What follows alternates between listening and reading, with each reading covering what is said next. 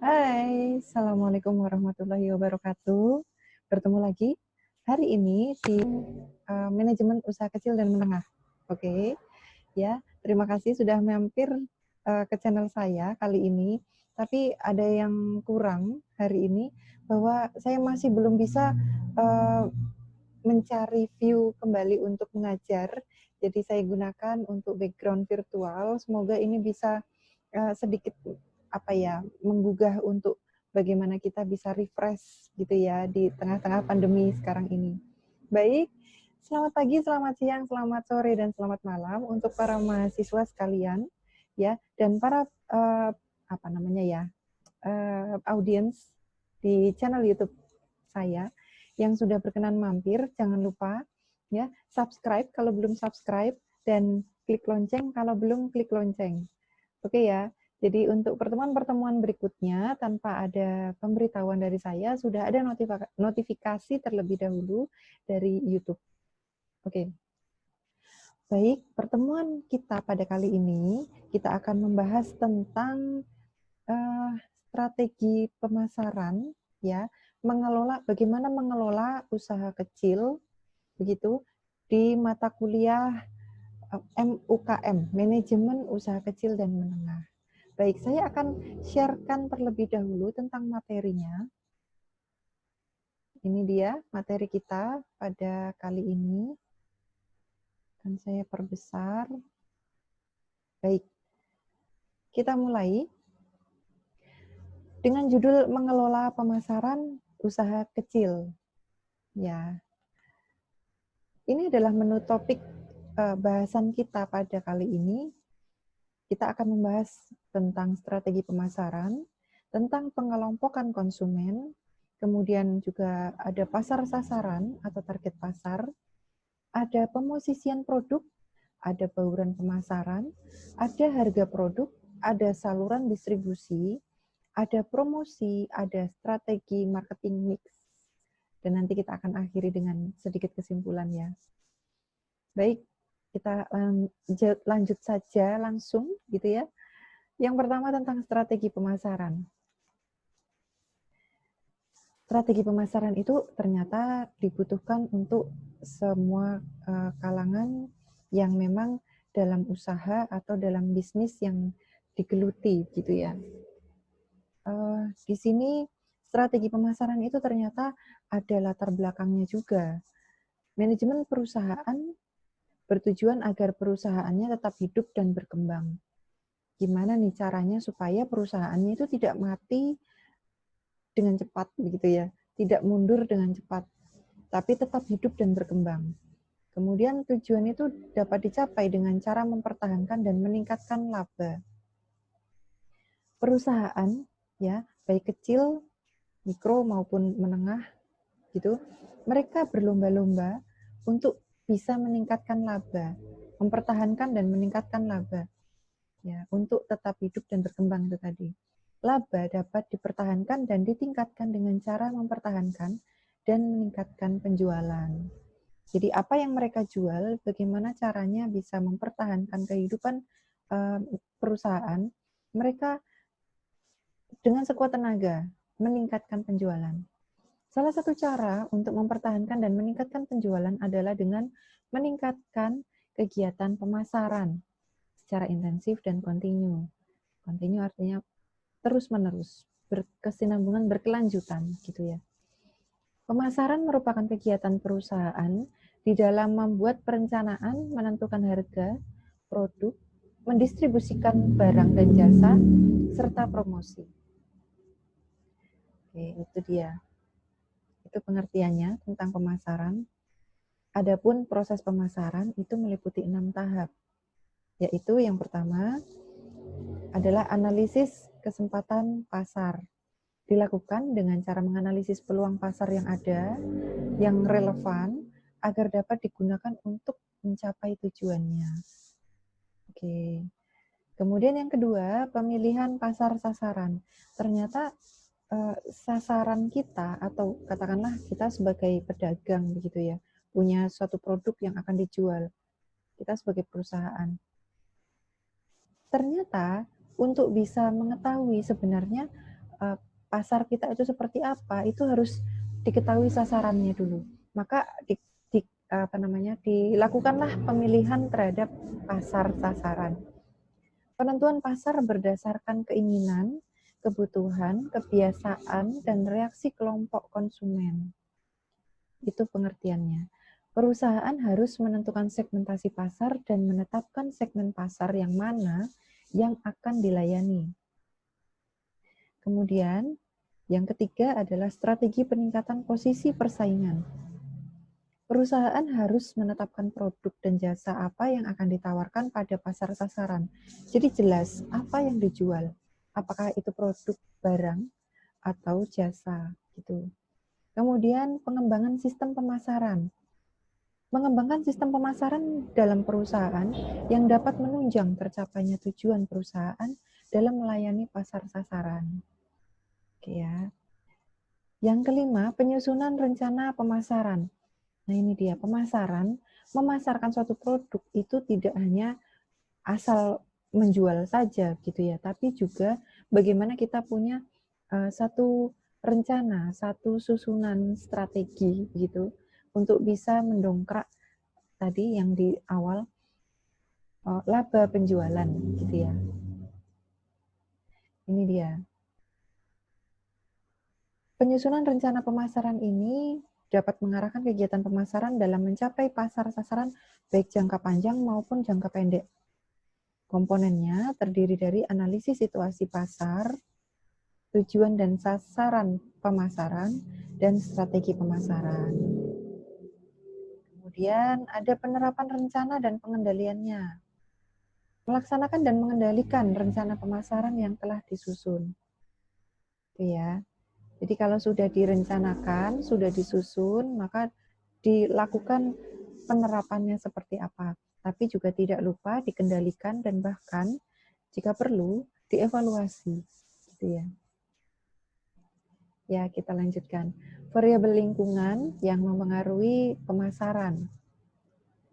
Variabel lingkungan ini ternyata ada variabel yang dapat dikendalikan dan ada variabel yang tidak dapat dikendalikan. Variabel yang dapat dikendalikan yakni variabel yang berkaitan dengan marketing mix. Apa itu marketing mix? Nanti di belakang kita akan menyinggung sedikit.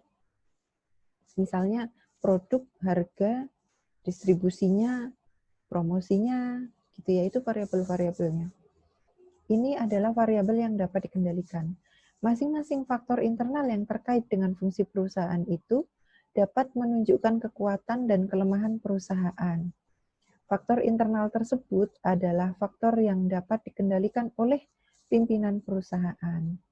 Jadi pimpinan perusahaan ketika melihat ada titik mana yang kira-kira bisa didongkrak atau bermasalah gitu ya, maka variabel-variabel itu tadi dapat dikendalikan langsung oleh pimpinan perusahaan. Yang kedua, ada variabel yang tidak dapat dikendalikan. Merupakan variabel-variabel yang terdapat dalam lingkungan pemasaran dan berpengaruh erat terhadap pemasaran. Pengendalian terhadap faktor-faktor ini sebenarnya lebih kecil karena berada di luar perusahaan, tetapi berpengaruh berpengaruh terhadap pemasaran. Variabel-variabel ini antara lain misalnya nih ya, faktor kondisi politik, hukum, perundang-undangan, dan sosial budaya.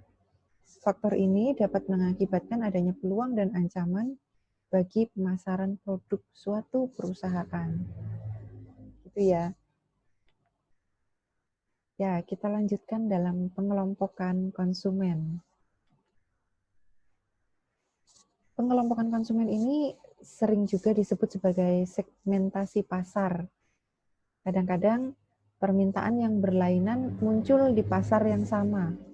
Misalnya, pasar terbagi menjadi lebih dari satu sehingga membentuk sejumlah segmen. Jika ditemukan sejumlah konsumen dengan permintaan yang berlainan, itulah yang disebut dengan segmen. Ya. Kelompok konsumen yang disusun dengan berdasarkan ciri-ciri yang sama disebut segmen pasar. Jadi kalau sudah ada konsumen, banyak konsumen begitu ya, permintaannya berlainan, lalu kita kelompokkan dengan ciri-ciri atau karakteristik yang sama, begitu, sudah dalam kelas-kelas, itulah yang kita sebut sebagai segmen pasar. Atau secara lebih terdefinisi lagi, segmentasi pasar adalah tindakan membagi-bagi pasar yang bersifat heterogen dari sebuah produk ke dalam satuan-satuan pasar yang bersifat homogen. Jadi yang tadinya banyak gitu ya macamnya, kemudian dikarakteristikkan sehingga mereka bisa lebih homogen. Gitu. Segmentasi pasar dilakukan karena perilaku konsumen itu sangat beragam, sehingga perlu dilakukan segmentasi pasar agar lebih menjadi homogen. Adanya pasar yang lebih homogen akan memudahkan perusahaan menyusun program pemasaran yang jitu, sehingga program pemasaran yang dirancang akan meningkatkan penjualan dan dapat menghemat biaya. Itu ya tujuannya mengapa dilakukan segmentasi pasar. Sedangkan kriteria dan syarat segmentasi pasar yang efektif itu ya harus setidaknya memenuhi kriteria dan syarat yang ada ini. Yang pertama, dapat diukur daya belinya. Ya, konsumen yang dikelompokkan dalam segmen pasar yang efektif itu dapat diukur daya belinya. Kemudian yang kedua dapat dijangkau baik lokasi maupun komunikasinya sehingga dapat dilayani secara efektif. Gitu. Kalau sulit untuk dijangkau, tidak bisa dikomunikasikan, nah kita mau menjual apa gitu ya. Kemudian yang ketiga, cukup besar dan menguntungkan. Suatu kelompok konsumen akan pantas disebut segmen jika kelompok tersebut cukup besar dan menguntungkan. Oke ya. Kalau masih dalam lingkupnya kecil dan kemudian kok sepertinya kurang menguntungkan, nah ini sepertinya kita masih harus berpikir mencari segmentasi yang lain lagi ya. Kemudian yang keempat, dapat dilaksanakan sehingga semua program yang disusun dapat efektif. Kemudian yang kelima dapat dibedakan. Segmen-segmen dapat dibedakan secara konseptual dan memberikan tanggapan yang berbeda terhadap elemen-elemen dan program-program bauran pemasaran yang berlainan. Oke. Kita beranjak lagi ke manfaat segmentasi pasar. Ternyata mengelompokkan konsumen gitu ya dalam segmen-segmen tertentu itu juga memiliki manfaat. Yang pertama, perusahaannya akan berada pada posisi yang lebih baik untuk mendapatkan kesempatan-kesempatan dalam pemasaran, karena ia lebih mudah untuk mempelajari keinginan setiap segmen. Kemudian yang kedua, perusahaan dapat menggunakan kemampuannya yang ada untuk merespon pemasaran yang berbeda-beda secara baik, sehingga dapat menghemat biaya, energi, dan waktu. Gitu ya, karena sudah homogen gitu. Kemudian yang ketiga, perusahaan dapat mengatur produknya dan marketing. Kemudian yang keempat, perusahaan memilih segmen mana yang berpotensi paling besar yang akan menjadi sasaran. Itu yang keempat ini maksudnya adalah perusahaan menjadi lebih mudah gitu ya, memilih segmen mana yang berpotensi paling besar yang akan menjadi sasaran, sehingga ketika perusahaan tersebut menjual di segmen yang ditunjuk atau yang dituju gitu, sudah ada pilihan bahwa ini nantinya akan mendongkrak penjualan dan meningkatkan laba gitu ya. Ya, dari segmentasi pasar kita masuk ke pasar sasaran atau target pasar. Berbicara tentang penjualan, maka kita juga harus mempertimbangkan tentang bagaimana target pasar kita, siapa pasar sasaran kita, gitu ya. Pentingnya penentuan pasar sasaran. Penentuan pasar sasaran itu penting karena suatu perusahaan yang memutuskan untuk beroperasi dalam beberapa pasar itu tidak mungkin untuk melayani seluruh pelanggan di pasar gitu ya. Sehingga ia harus menentukan secara pasti pasar mana yang akan dimasuki agar kegiatan pemasaran dapat berhasil dengan baik. Penentuan tentang segmen pasar mana yang akan dimasuki disebut pasar sasaran. Oke, semoga bisa dipahami. Ketika kita menentukan segmen pasar mana yang akan kita masuki, maka segmen pasar itu kita sebut sebagai pasar sasaran, gitu ya. Nah, ini dia strategi pemilihan pasar sasaran. Alternatif yang ditempuh oleh perusahaan untuk memilih pasar sasaran itu ternyata bermacam-macam. Ya, di sini saya tuliskan ada 4 alternatif. Yang pertama adalah pasar tidak dibeda-bedakan. Berdasarkan strategi ini, perusahaan memproduksi satu produk untuk semua konsumen dengan kegiatan yang sama. Contohnya, perusahaan kembang gula atau permen ya, memasarkan hanya satu jenis coklat batangan atau satu jenis permen saja untuk setiap konsumen. Gitu. Kemudian contoh lain, dulu ya di awal itu Coca-Cola hanya memproduksi satu macam produk saja, yaitu Coca-Cola yang botol.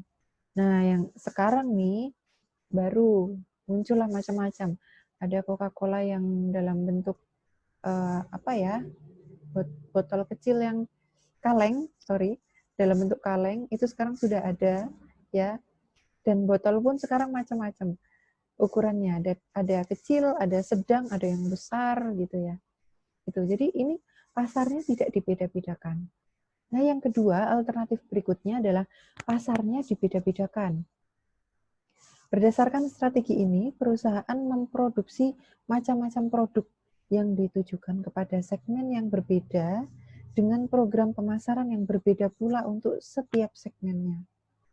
Contohnya, Coca-Cola selain membuat Coca-Cola yang botol, Coca-Cola ini juga membuat yang kaleng tadi ya, yang sudah saya sampaikan, yang diperuntukkan bagi konsumen yang akan bepergian. Di samping itu, Coca-Cola juga membuat produk baru berupa Sprite dan Fanta. Kalau dulu memang murni hanya Coca-Cola saja, ya. Sekarang sudah ada Sprite, ada Fanta. Dan kemasannya pun juga sudah bermacam-macam. Oke. Strategi pemasaran yang dibeda-bedakan ini akan meningkatkan biaya memang. Biaya-biaya itu antara lain yang pertama, biaya modifikasi produk, meliputi biaya riset dan pengembangan produk. Kemudian ada biaya produksi, jelas biaya produksinya meningkat. Kemudian biaya administrasi pun meningkat. Biaya penyimpanan juga meningkat karena variasi produk makin banyak, sehingga membutuhkan tambahan fasilitas untuk penyimpanan. Kemudian juga biaya promosi meningkat karena segmen yang dilayani itu bertambah banyak, sehingga perencanaan dan media promosi pun menjadi berbeda pula, gitu ya. Sekarang pun Sprite pun sudah mengeluarkan varian rasa yang berbeda lagi gitu ya. Ada misalnya nih iklan yang terakhir yang saya lihat adalah Sprite Water Lemon misalnya. Nah, dibandingkan Sprite yang jenis awal atau originalnya gitu, ini sudah membuat peningkatan di biaya-biaya yang seperti saya sebutkan tadi. Dari mulai perencanaan hingga pelaksanaan di media promosinya ya. Oke. Yang ketiga, alternatif yang ditempuh oleh perusahaan untuk memilih pasar sasaran adalah pasar yang terkonsentrasi. Berdasarkan strategi ini, perusahaan memusatkan pada segmen tertentu yang paling potensial. Kemudian, mengembangkan produk yang ideal untuk melayani segmen tersebut. Contohnya, mobil VW ya, dulu hanya memusatkan perhatiannya pada kebutuhan konsumen akan mobil kecil dan praktis. Strategi ini akan memudahkan untuk melayani segmen pasar yang dimasuki, karena ia mengetahui betul kebutuhan dan keinginan konsumen yang tidak begitu banyak. Di samping itu, strategi ini akan menghemat biaya, baik biaya produksi, distribusi, dan promosi. Jadi terkonsentrasi hanya pada segmen tertentu yang dianggap paling potensial, gitu ya. Yang terakhir adalah pemasaran atomisasi, yaitu pemasaran individual yang dipuaskan. Tidak semua produk dapat dilakukan atomisasi, tetapi hanya produk-produk tertentu. Oke, misalnya pakaian, rumah, dan mobil. Oke, ini alternatif-alternatif yang ditempuh oleh perusahaan-perusahaan untuk memilih pasar sasaran. Faktor-faktor yang mempengaruhi pemilihan strategi pasar sasaran, ya, ternyata juga memunculkan beberapa faktor begitu ya dalam mempengaruhi pemilihan strategi pasar sasaran. Yang pertama adalah pemilikan sumber daya. Jika sumber daya perusahaan terbatas, sedangkan segmen pasar yang dilayani cukup banyak, perusahaan lebih baik memilih strategi pemasaran terpusat. Ya. Kemudian, faktor yang berikutnya adalah homogenitas barang. Jika sifat produk itu tidak bisa dirubah-rubah atau sulit diadakan variasi, misalnya garam, bensin, kelapa sawit, dan lain-lain, maka seyogyanya perusahaan memilih strategi pemasaran yang serba sama. Akan tetapi, jika sifat produk itu sebaliknya, seperti misalnya kamera, kemudian perusahaan lebih cocok memilih strategi pemasaran yang serba aneka atau terpusat. Kemudian faktor yang ketiga adalah tahapan daur hidup produk. Ini mempengaruhi pemilihan strategi pasar sasaran. Ya, tahapan daur hidup produk itu yang pertama adalah masa perkenalan. Biasanya perusahaan akan mengkhususkan satu produk untuk tujuan menarik permintaan primer. Maka seyogyanya perusahaan memilih strategi pemasaran serba sama. Kemudian yang kedua ada masa kedewasaan. Biasanya persaingan sudah sangat ketat dan konsumen sudah mulai jenuh terhadap produk yang ada. Perusahaan biasanya berusaha untuk mengembangkan produk baru. Perusahaan seyogyanya memilih strategi yang serba aneka. Yang keempat adalah faktor homogenitas pasar. Jika pasar mempunyai kebutuhan dan keinginan yang sama, perusahaan seyogyanya menggunakan strategi pemasaran serba sama. Kita lanjut tentang positioning. Positioning ini kita bahasakan sebagai pemosisian produk. Oke. Dari bahasanya, mengapa sih kita harus memposisikan produk kita? Kita lihat dari pengertiannya. Pemosisian produk atau positioning adalah kegiatan perusahaan untuk mengkomunikasikan produknya kepada pemikiran konsumen, sehingga konsumen beranggapan bahwa produk perusahaannya berbeda dengan produk sejenis yang dibuat oleh perusahaan lain. Fokus utama positioning adalah pada persepsi pelanggan dan bukan sekedar fisik yang dihasilkan. Keberhasilan positioning sangat ditentukan oleh kemampuan perusahaan untuk mendiferensiasikan dirinya secara efektif dibandingkan dengan para pesaingnya, yaitu dengan menyampaikan atau memberikan nilai superior kepada pelanggannya.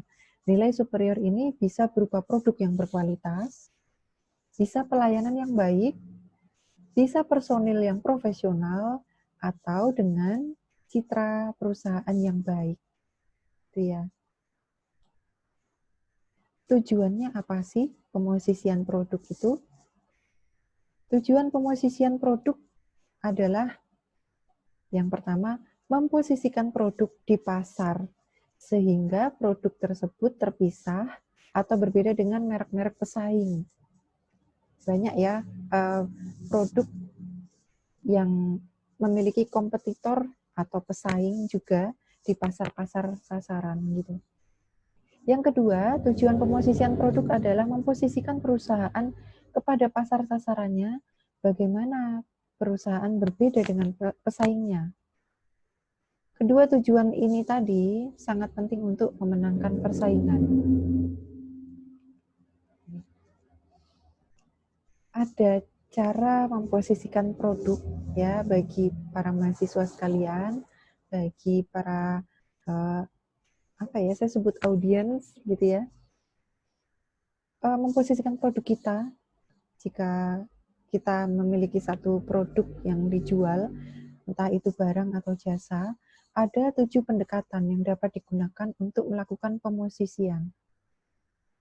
7 pendekatan. Pendekatan yang pertama adalah dengan melalui atribut, yaitu dengan diberikan ciri-ciri atau manfaat produk bagi pelanggan, sehingga berbeda dengan produk sejenis dari pesaing. Misalnya, Viva Kosmetik itu sangat cocok untuk iklim tropis. Pasta gigi total, buatannya Palmolive, gitu ya, diposisikan sebagai pasta gigi all-in-one, yaitu berfungsi untuk kerusakan gigi, lubang gigi, plak, dan karang gigi. Gitu ya. Jadi ada atributnya khusus gitu ya. Oke. Kemudian cara yang kedua, yakni melalui manfaatnya. Perusahaan mempromosikan manfaat produk tersebut kepada konsumen. Misalnya, larutan penyegar kaki 3 itu diposisikan untuk menyembuhkan penyakit sariawan. Gitu ya. Nah, itu dia. Kemudian melalui harga dan mutu yang ketiga, pemosisian produk yang berusaha menciptakan citra berkualitas tinggi dengan harga tinggi atau menekankan harga murah sebagai indikator nilai. Misalnya, harganya ditinggikan terhadap pesaing supaya memberi kesan bahwa kualitasnya lebih tinggi. Ini contoh nih, komputer buatan Taiwan bermerek Acer diposisikan sebagai komputer berkualitas tinggi, tetapi berharga murah. Ya. Jadi ada harga, tapi juga ada mutunya. Yang keempat, dengan penggunaan spesifik atau khusus. Perusahaan menyatukan bahwa produknya untuk golongan tertentu. Misalnya Gatorade untuk atlet, Campbell Soup sebagai pengganti makan siang gitu ya. Yang spesifik gitu. Kemudian yang kelima, melalui pengguna produk. Produk perusahaan diposisikan dengan mengaitkan dengan tokoh terkenal. Misalnya perusahaan Avis yang menggunakan O.J. Simpson, gitu ya. Atau misalnya kemarin ada iklan shampoo ya khusus untuk rambut berhijab gitu, maka dipilihlah ada Fatin Sidkia gitu ya. Nah, kemudian cara memposisikan produk untuk pendekatan yang keenam adalah dengan posisi melawan pesaing. Produk perusahaan dikaitkan dengan posisi persaingan terhadap pesaing utama. Misalnya nih, ya, Pepsi menggunakan iklan komparatif yang menyaingi Coke. Oke ya, ternyata Pepsi dan Coke ini sama-sama produk beverage atau minuman yang memang punya komparasi di masing-masingnya. Kemudian yang ketujuh, pendekatan yang ketujuh, dikaitkan dengan produk yang lain. Dikaitkan dengan macam produk lain, misalnya nih, iklan Kopiko, permen ya, yang diposisikan sebagai kopi, tapi dalam bentuk permen, gitu. Baik, semoga contoh-contoh ini bisa membantu para mahasiswa untuk bisa mengerti lebih jelas lagi gitu ya. Prosedur identifikasi pemosisian produk. Ternyata mengidentifikasi positioning itu ada prosedurnya gitu ya. Yang pertama, menentukan produk atau pasar yang relevan. Suatu produk biasanya dimaksudkan untuk memenuhi lebih dari satu kebutuhan. Oleh karena itu, suatu produk diposisikan di berbagai pasar yang berbeda. Langkah pertama, mengumpulkan semua kebutuhan dan keinginan konsumen yang mungkin dapat dipenuhi oleh produk. Contohnya nih, Nike untuk sepatu sport, tetapi juga dibuat produk untuk keperluan yang lain. Ya, Nike itu ternyata membuat sepatu tidak hanya untuk sepatu sport saja, tapi juga sepatu kasual, bisa buat jalan-jalan gitu. Kemudian yang kedua, mengidentifikasikan pesaing primer dan sekunder. Pesaing primer adalah pesaing yang bersaing untuk memenuhi kebutuhan dan keinginan inti. Sedangkan pesaing sekunder adalah pesaing tak langsung, yaitu mereka yang tak langsung muncul di pikiran bila mana seseorang sedang berpikir mengenai keinginan atau kebutuhan konsumen. Oke. Saya contohkan misalnya pasta gigi. Orang berpikir dulu pasta gigi itu ya Pepsodent gitu ya. Pasta gigi itu adalah Pepsodent. Padahal ternyata pasta gigi itu tidak hanya Pepsodent. Pepsodent ini adalah pesaing primer dan pesaing sekundernya misalnya ada Close Up, ada apa lagi ya, Colgate dan lain-lain, Formula dan lain-lain gitu ya. Oke, itu dia. Nah, yang ketiga, menentukan bagaimana konsumen mengevaluasi pilihan. Untuk memenuhi kebutuhan dan keinginan mereka, perusahaan perlu mengadakan riset pemasaran untuk memahami cara dan standar yang digunakan konsumen dalam evaluasi keputusan pembelian.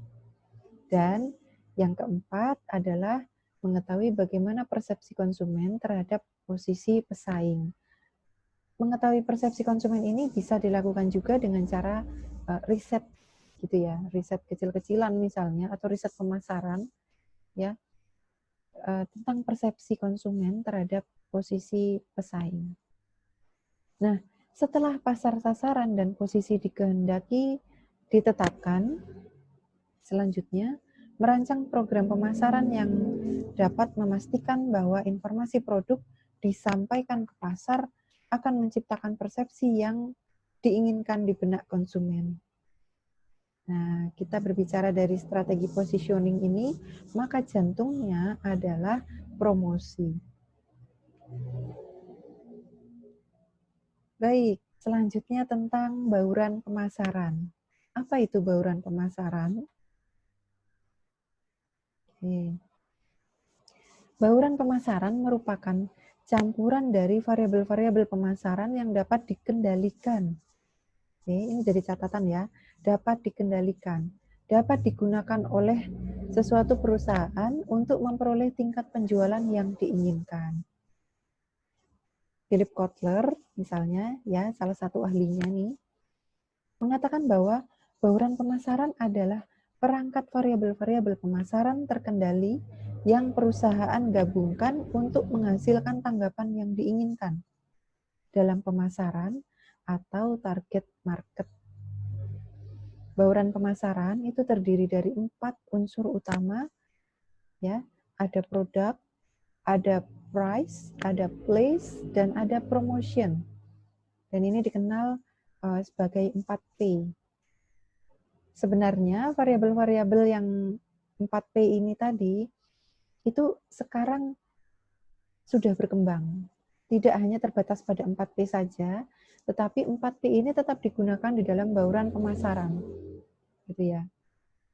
Ditambahkan lagi lebih dari 4P sekarang, tapi secara dasar 4P ini tetap digunakan.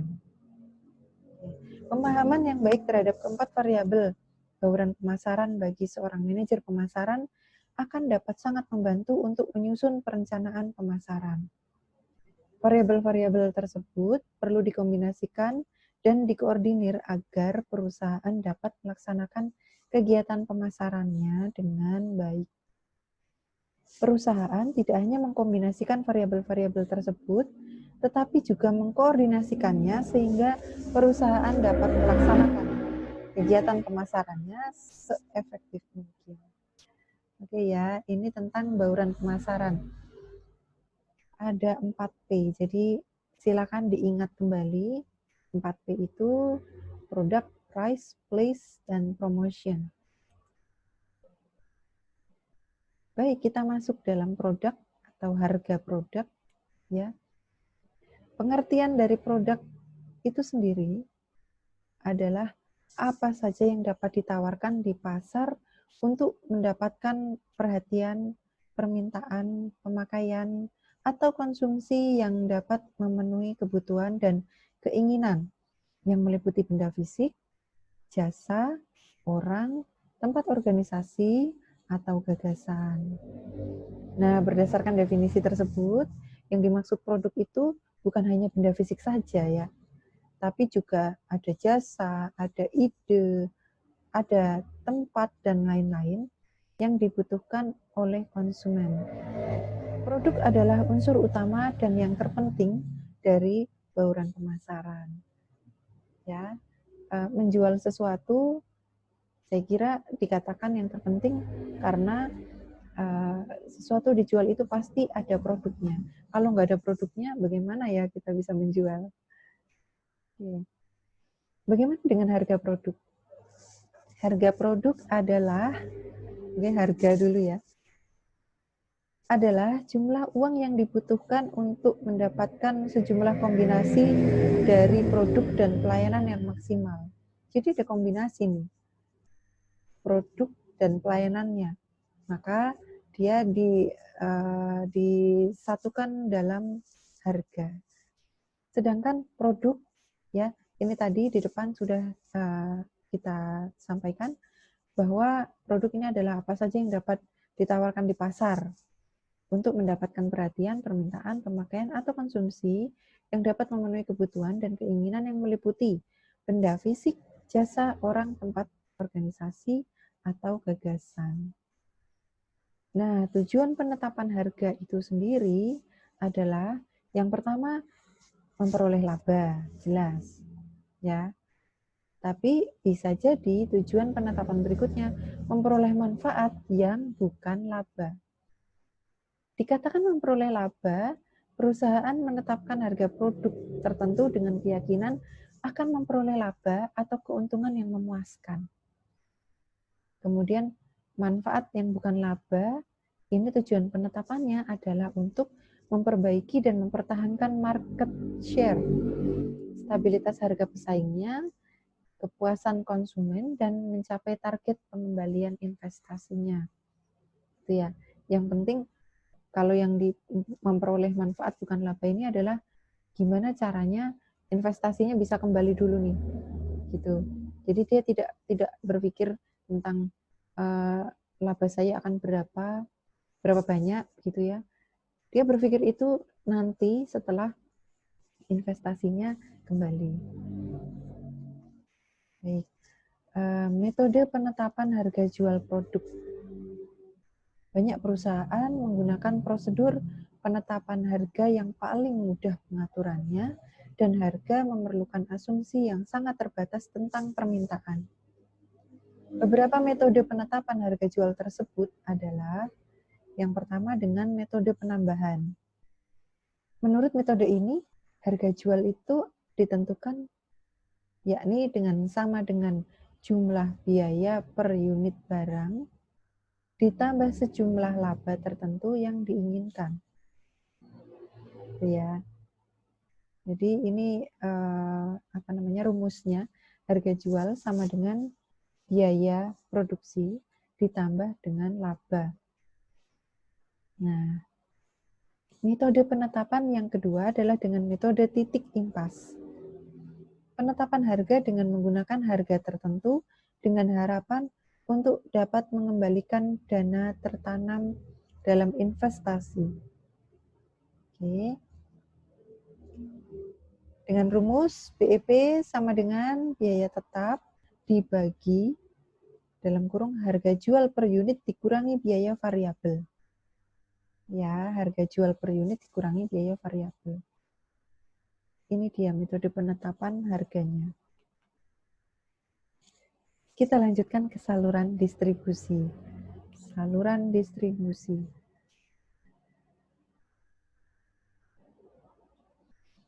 perusahaan harus memilih saluran distribusi yang tepat, karena saluran distribusi yang terlalu panjang berakibat semakin banyaknya mata rantai yang terlibat, sehingga beban biaya itu semakin tinggi dan besar.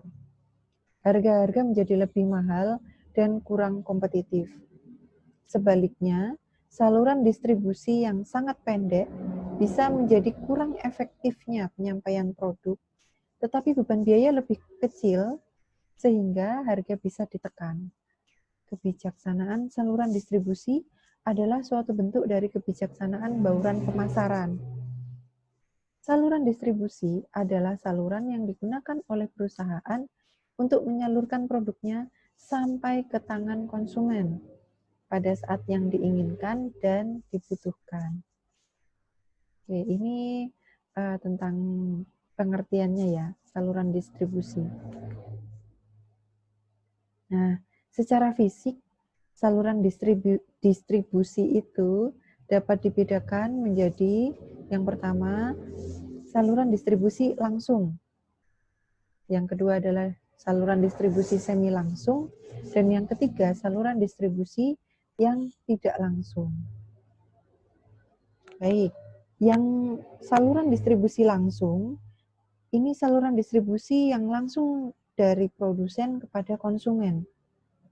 Kemudian yang semi langsung, saluran distribusi yang hanya menggunakan satu perantara, misalnya pengecer produsen.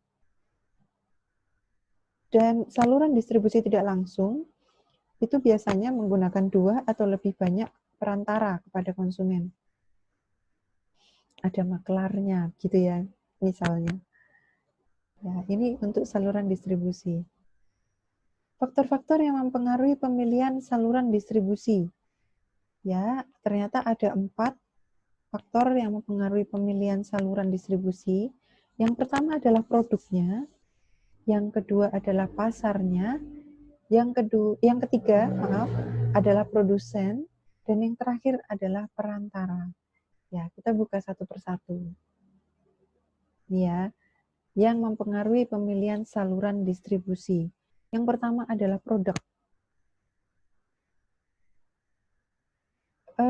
Produk ini ternyata menjadi salah satu faktor yang mempengaruhi pemilihan saluran distribusi. Dilihat dari yang pertama, nilai unitnya. Jika nilai unit dari barang yang dibuat relatif rendah, maka produsen cenderung akan menggunakan saluran distribusi tidak langsung. Tetapi sebaliknya, jika nilai unitnya tinggi, maka saluran distribusinya langsung atau tidak langsung. Itu ya. Kemudian yang kedua, dilihat dari besar dan beratnya barang. Manajemen harus mempertimbangkan ongkos dalam hubungannya dengan nilai barang secara keseluruhan, di mana besar dan berat barang sangat menentukan. Yang ketiga adalah mudah rusaknya barang.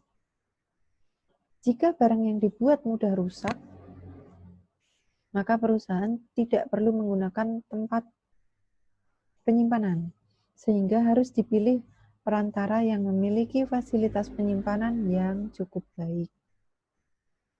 Yang keempat, sifat teknis.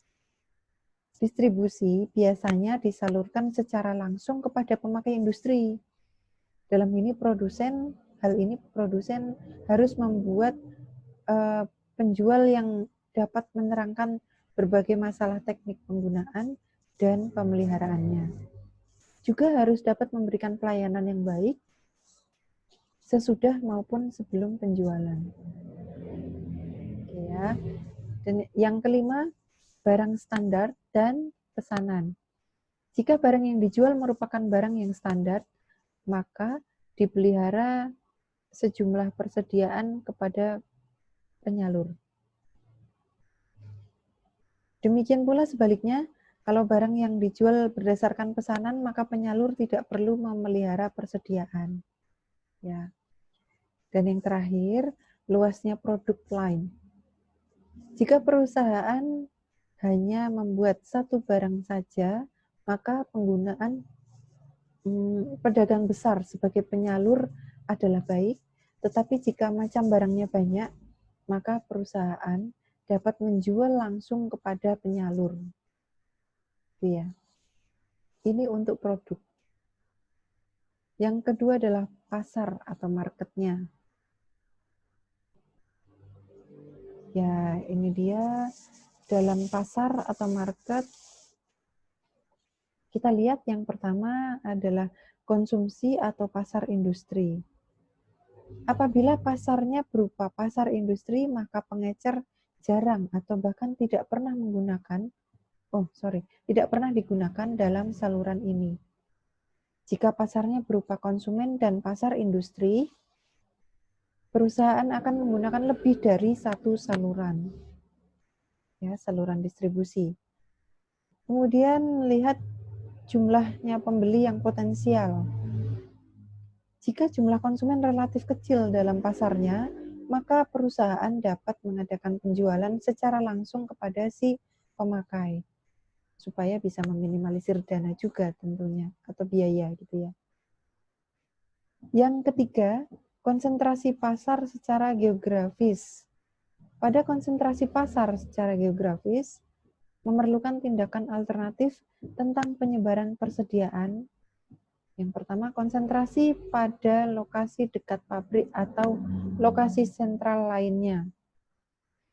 Untuk mempermudah pemilihan saluran distribusi, maka biasanya perusahaan-perusahaan itu atau perdagangan gitu ya, memilih lokasi yang sentral, dekat pabrik gitu ya, dekat dengan banyak orang. Kemudian konsentrasi pada penyebaran di tempat distribusi berlokasi dalam atau lebih dekat ke pasar-pasar utama.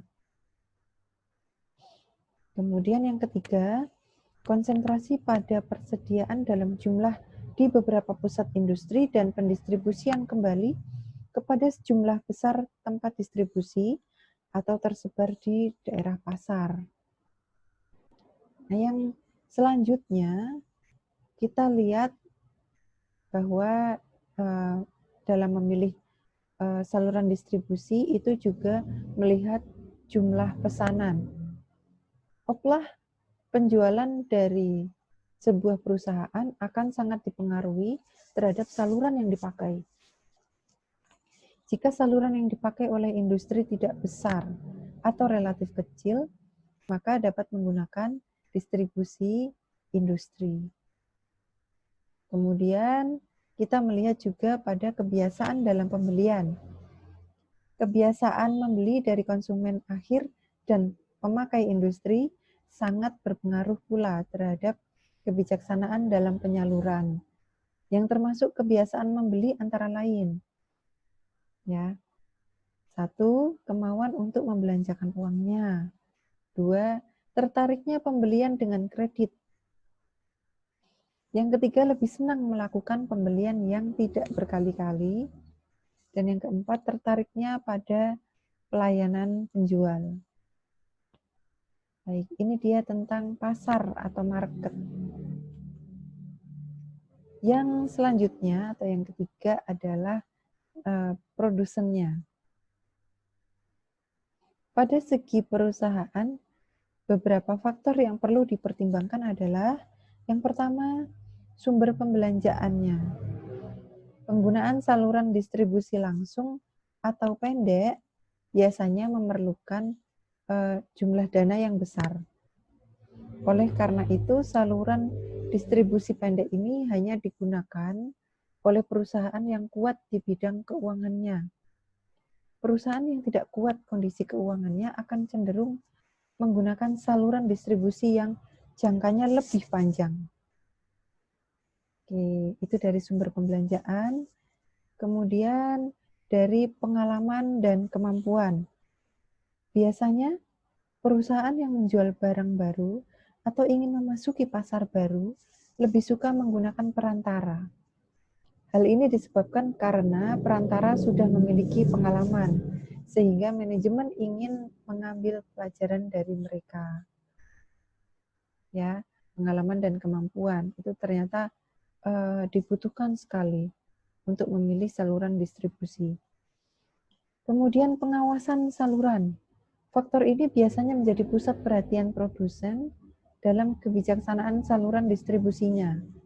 Jadi, perusahaan yang hendak mengawasi saluran barangnya cenderung memilih saluran yang pendek, walaupun ongkosnya tinggi. Yang keempat, pelayanan yang diberikan oleh penjual. Jika produsen mau memberikan pelayanan yang lebih baik seperti membangun ruang peragaan atau etalase, mencari pembeli untuk perantara, maka akan banyak perantara yang bersedia menjadi penyalurnya. Ya. Nah, ini yang keempat. Dibutuhkan juga perantara dalam saluran distribusi, pemilihan saluran distribusi supaya tepat gitu ya. Yang pertama kita lihat adalah pelayanan yang diberikan untuk perantara. Jika perantara diberikan pelayanan yang baik, misalnya menyediakan fasilitas penyimpanan, maka produsen akan bersedia menggunakannya sebagai penyalur. Kemudian yang kedua, keuangan perantara. Perantara akan digunakan sebagai penyalur apabila ia dapat menyalurkan barang produsen dengan keuangan yang memadai dan selalu memberikan intensif untuk usul-usul yang baru atau barang baru gitu. Kemudian yang ketiga, sikap perantara terhadap kebijaksanaan produsen. Jika perantara bersedia menerima risiko yang dibebankan oleh produsen, misalnya risiko turunnya harga, maka produsen dapat memilihnya sebagai penyalur. Hal ini dapat memperingan tanggung jawab produsen dalam menghadapi berbagai macam risiko. Ya, yang keempat kita lihat mengenai volume penjualan. Dalam hal ini, produsen memilih perantara yang dapat menawarkan barangnya dalam oplah yang besar dan jangka waktu yang lama. Dan yang kelima yang patut diperhatikan adalah mengenai ongkos. Jika ongkos dalam penyaluran barang dapat lebih ringan, dengan digunakannya perantara, maka hal ini dapat dilaksanakan terus. Gitu ya. Baik. Ya, kita beranjak. Selanjutnya adalah tentang promosi. Apa itu promosi sebenarnya? Promosi adalah komunikasi yang persuasif, mengajak, membujuk, dan meyakinkan untuk mengarahkan pada tingkatan pertukaran dalam pemasaran. Promosi dapat dilakukan melalui metode periklanan, personal selling, promosi penjualan, dan publisitas. Tujuan promosi, nah ini dia. Tujuan promosi di sini saya menuliskan ada 7. 7 tujuan promosi. Yang pertama, memberikan informasi kepada pihak lain, ya, terutama konsumen mengenai hasil yang telah dikeluarkan oleh perusahaan yang sebaiknya diketahui oleh pihak lain, terutama konsumen. Yang kedua, memberitahukan persepsi produk yang dibutuhkan kepada pelanggan. Yang ketiga, memperkenalkan dan memberikan pemahaman tentang produk kepada pihak lain, terutama konsumen. Yang keempat, mendorong untuk memilih dan membeli suatu produk yang dihasilkan. Yang kelima, membujuk pelanggan untuk memilih dan membeli suatu produk yang dihasilkan. Yang keenam, mengimbangi kelemahan unsur bauran pemasaran yang lain. Dan yang ketujuh, menanamkan citra yang baik yang telah dihasilkan. Ya, ini ada 7 tujuan promosi. Silakan nanti bisa dipelajari lebih dalam lagi. Dan ini saya cantumkan juga tentang cara promosi. Cara promosi, saya tuliskan ada 4 cara promosi. Yang pertama adalah dengan periklanan, yang kedua adalah dengan personal selling, yang ketiga adalah dengan publisitas, dan yang keempat melalui promosi penjualan. Ya, kita coba buka satu persatu. Periklanan merupakan kegiatan menyebarluaskan pesan atau informasi kepada masyarakat. Media yang sering digunakan adalah surat kabar, majalah, media elektronik, baik TV maupun radio, billboard, dan sebagainya. Kemudian personal selling adalah interaksi antara individu yang saling bertemu muka dengan bertujuan untuk menimbulkan penjualan. Yang ketiga yakni publisitas. Publisitas adalah rangsangan terhadap permintaan suatu produk barang atau jasa dari organisasi dengan meminta untuk menyusun berita yang menarik tentang produk barang atau jasa dari organisasi tersebut pada media publisitas seperti radio, televisi, atau pertunjukan yang digelar tanpa dibiayai oleh sponsor. Nah, jenis-jenis publisitas di sini saya tuliskan ada artikel, kemudian ada berita yang memuat hasil konferensi pers, ada perusahaan, dan ada juga berita yang editorial. Yang terakhir, promosi penjualan dilakukan dengan peragaan, pertunjukan, pameran, demonstrasi, dan berbagai macam usaha penjualan yang bersifat tidak rutin. Promosi penjualan dapat dikatakan sebagai semua bentuk intensif untuk mencapai penjualannya dengan cara sebagai berikut. Yang pertama, pemberian contoh barang. Yang kedua, pemberian kupon barang.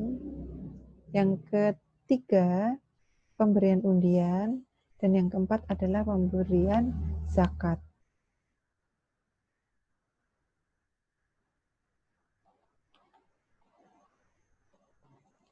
Nah, kita berlanjut pada strategi marketing mix. Setelah memutuskan strategi pemasaran untuk bersaing secara keseluruhan, maka perusahaan harus siap untuk memulai perencanaan bauran pemasaran, yaitu yang pertama ada produknya bagaimana, harganya bagaimana, distribusinya bagaimana, dan promosinya juga sama. Seperti apa gitu ya. Bauran pemasaran merupakan seperangkat alat pemasaran taktis yang dapat dikendalikan dan dapat dipadukan oleh perusahaan untuk mendapatkan respon yang diinginkan dalam pasar sasaran. Baik para mahasiswa sekalian, ya kita sudah masuk dalam kesimpulan. Kesimpulan dalam perkuliahan kita pada kali ini atau materi kita pada kali ini, ya bahwa pemasaran sangat diperlukan oleh setiap usaha, baik usaha kecil maupun usaha besar atau menengah. Tanpa adanya pemasaran, produk yang ditawarkan tidak mungkin dikenal banyak konsumen dan usaha pun tidak akan meningkat menjadi usaha yang maju. Namun, pemasaran tidak bisa dilakukan secara sembarangan. Harus ada strategi yang diperhatikan dengan baik sebelum melakukan pemasaran. Terutama dalam hal anggaran dana. Ya. Berhubung anggaran dana yang dimiliki usaha kecil terbatas, maka perlu diberlakukan pengoptimalan pemasaran untuk meminimumkan biaya yang dikeluarkan. Itu ya, karena tadi kita sudah belajar tentang bagaimana caranya kita meminimalisir biaya-biaya yang dikeluarkan, karena telah banyak usaha yang mengalami kegagalan dari kesalahan dalam hal pemasaran. Gitu ya. Seperti misalnya nih, Terlalu luasnya target yang ditentukan, kemudian kurangnya rencana strategi pemasaran, kurangnya kemampuan dalam hal mengatur anggaran dana, serta kesalahan dalam memilih target pasar. Nah, untuk itu perlu dipelajari lebih dalam mengenai strategi pemasaran yang baik untuk usaha kecil. Oke. Dan baik para mahasiswa, ini slide terakhir kita. Dan saya rasa cukup sekian untuk perkuliahan kita, untuk pertemuan kita pada kali ini, kesempatan kali ini. Kita bertemu lagi di pertemuan-pertemuan selanjutnya. Terima kasih. Kalau ada tutur kata yang memang kurang berkenan, mohon dimaafkan. Selamat belajar, stay safe, stay healthy, tetap di rumah. Ya, berhubung ada pandemi, belajar dari rumah aja. Cukup buka channel akun YouTube-nya masing-masing. Oke, dan kita jumpa lagi di pertemuan berikutnya. Saya akhiri. Selamat pagi, selamat siang, selamat sore, dan selamat malam. Wassalamualaikum warahmatullahi wabarakatuh.